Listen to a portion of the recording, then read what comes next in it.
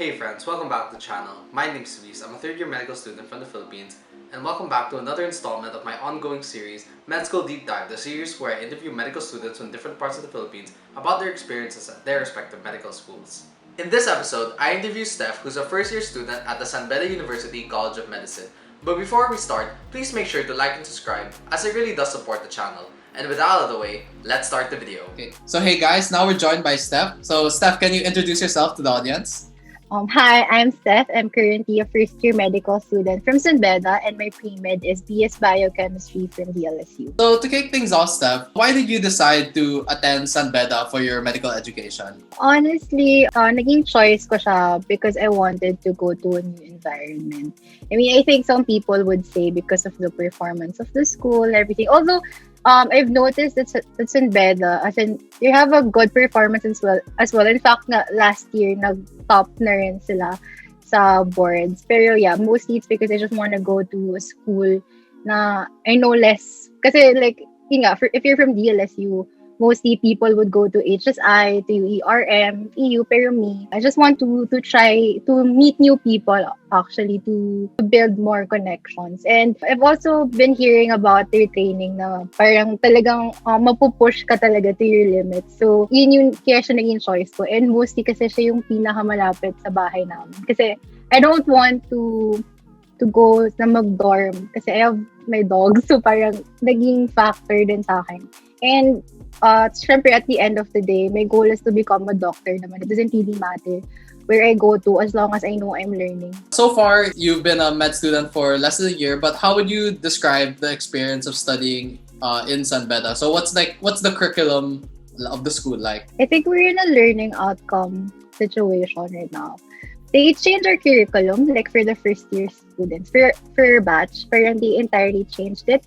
Like right now, we're currently having the one subject per week system. For example, if we have, let's say, facial on the first week, parang we're gonna have like all the lectures for within Monday to Wednesday, or basta Monday to Thursdays, let's say, it's official.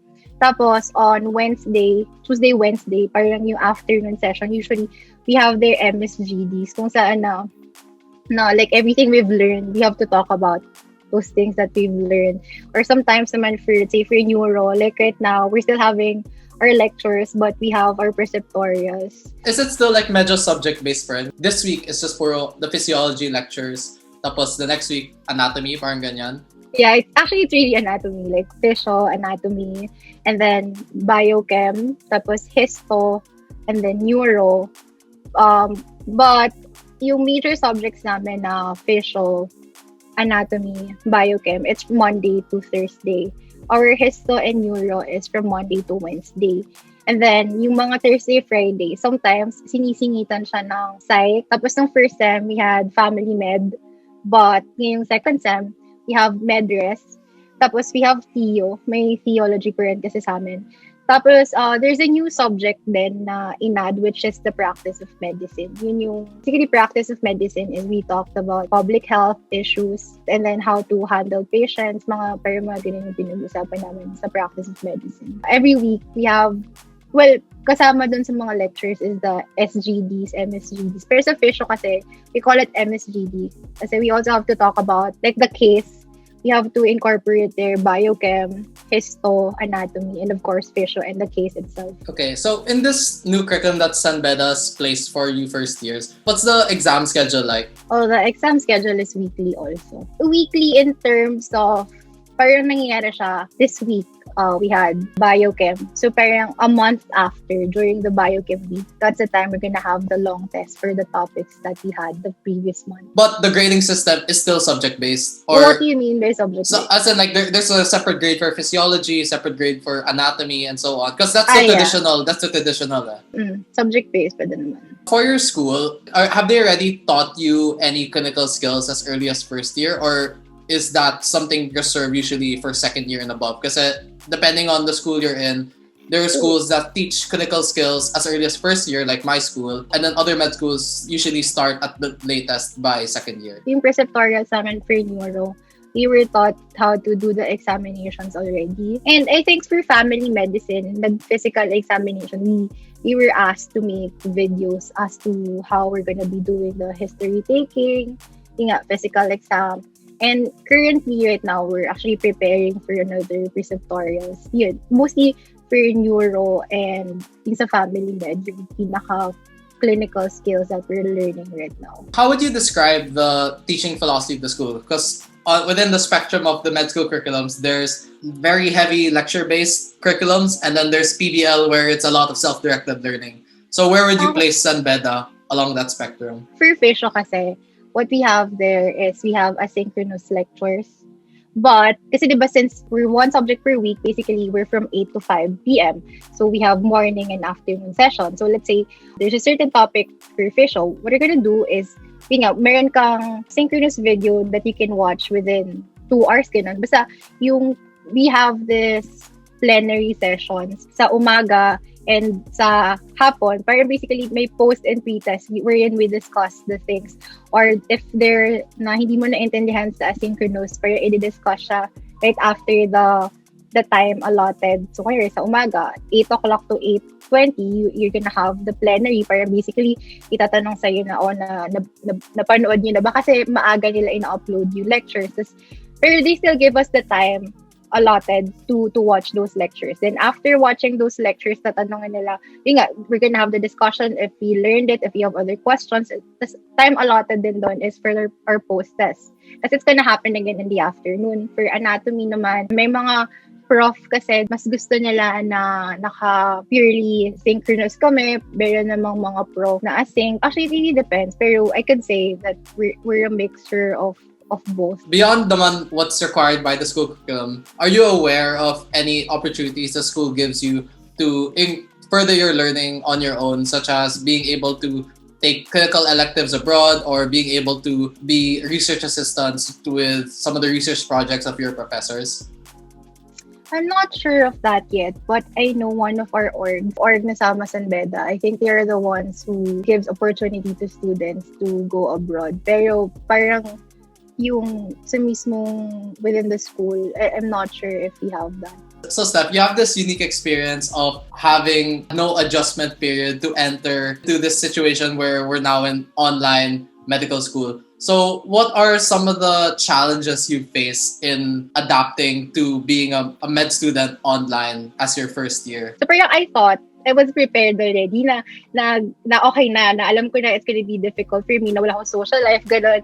Pero pagpasok ko, I didn't know na it's gonna be much more difficult, lalo na nga online. Nung umpisa, I thought online it's gonna be easy kasi hawak ko yung oras ko. I can just study anytime I want. Pero habang tumatagal, na-realize ko na it's much more difficult kasi you don't get to see the people na like your classmates. To me, support system is very important. Although there are Zoom, may Discord na pwede kami mag-chat anytime. But iba kasi yung impact kapag yung kausap mo is kasama mo talaga. And aside from my friends, of course, syempre, sa mga lectures, like sa laboratories, kailangan mo mag-exam ng lab. Pero hindi mo naman nakita talaga hindi mo nakita yung brain, hindi mo nakita yung organ. So, yun yung, I think, pinakamahirap. Definitely, it's hard to make that transition kasi, like, for me as an upperclassman, like, if you had been in medical school for at least a year prior to that, the adjustment would have been easier kasi at least you know na the people in your batch, and then at least have an idea of what to expect in terms of the workload. The other first-year medical students I've spoken to, the challenges talaga has been the adaptation to the pace of medical school, especially with it being online. Napansin ko din kasi na, parang is this the right load na dapat ba ibigay sa amin or hindi compared to normal? So, parang me, it's good that I have upper class friends. Although they're from different school, I get to ask them na ganito ba talaga dapat yung load. So we really couldn't do anything with that kasi we never had an experience of having the schedule, like the normal schedule compared to per batch. I guess like another challenge is also the social aspect because you mentioned before that you went to San Beda to widen your circle and not just be around the same people that you went to undergrad with.